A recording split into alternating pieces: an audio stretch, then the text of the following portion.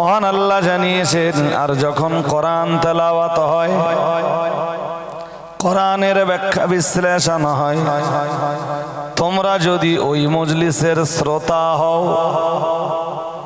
ফাসতামিউ লাহু, আল্লাহ পাক জানিয়ে দিয়েছেন আমার কোরআন তোমরা মনোযোগ দিয়ে শোনো।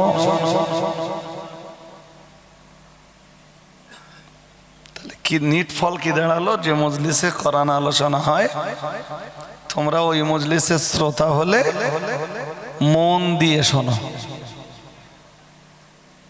মন দিয়ে না কান দিয়ে? কথা বলো।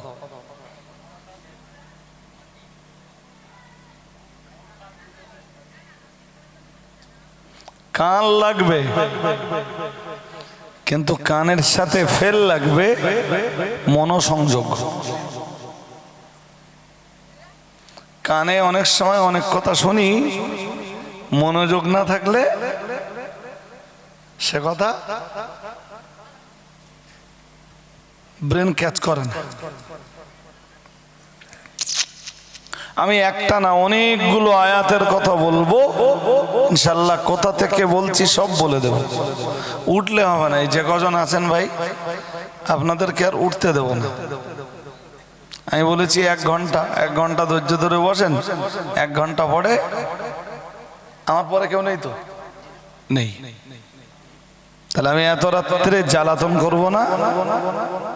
জাস্ট 1 ঘন্টার আলোচনা মানে অনেক।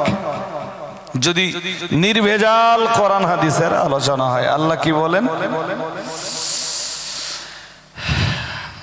তো যখন কোরআনের আলোচনা হয় মনোযোগ দিয়ে শোনো।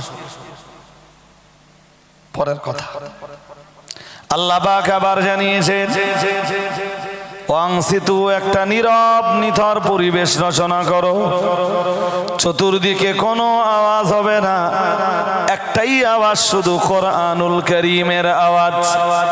মহান আল্লাহ জানিয়েছেন কোরআনের মজলিসে বসে যদি মনোসংযোগ দিয়ে কোরআনের তেলাওয়াত শুনতে পারো আর নীরবতার দুরন্ত পরিবেশ রচনা করতে পারো, মহান আল্লাহ জানিয়েছেন লাআল্লাকুম তুরহামুন, আশা করা যায় তোমাদের উপরে আল্লাহর রহমত নাজিল হবে।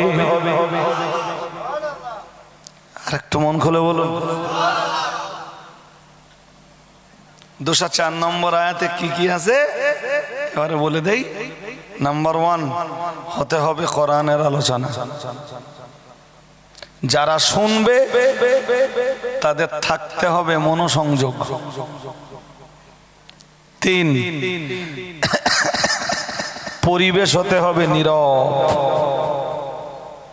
ব্যাস, এই 3টি শর্ত যে মজলিসে পাওয়া যায়, আল্লাহ বলেন আমি ওই মজলিসের মানুষগুলোর উপরে রহমত নাজিল করি। আর একটু মন খুলে বলেন। সবাই পড়তেছেন সুবহানাল্লাহ না কেউ কেউ বাদ দিচ্ছেন?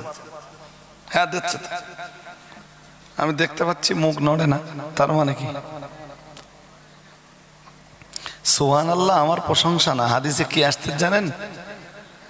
সুবহানাল্লাহি আলহামদুলিল্লাহি তামলাআনি আও তামলাউ মা বাইনাস সামাই ওয়াল আরদ আও কামা ক্বালা আলাইহিস সালাম। আল্লাহ পাকের রাসূল জানিয়েছেন বান্দার পঠিত সুবহানাল্লাহর আওয়াজ যদি দাড়িপাল্লার একদিকে চাপিয়ে দেওয়া হয় আর আসমান জমিনে যা কিছু আছে সব যদি দাড়িপাল্লার আর একদিকে চাপিয়ে দেওয়া হয়, বান্দার পঠিত সুবহানাল্লাহর আওয়াজের পাল্লা ভারী হয়ে যায়।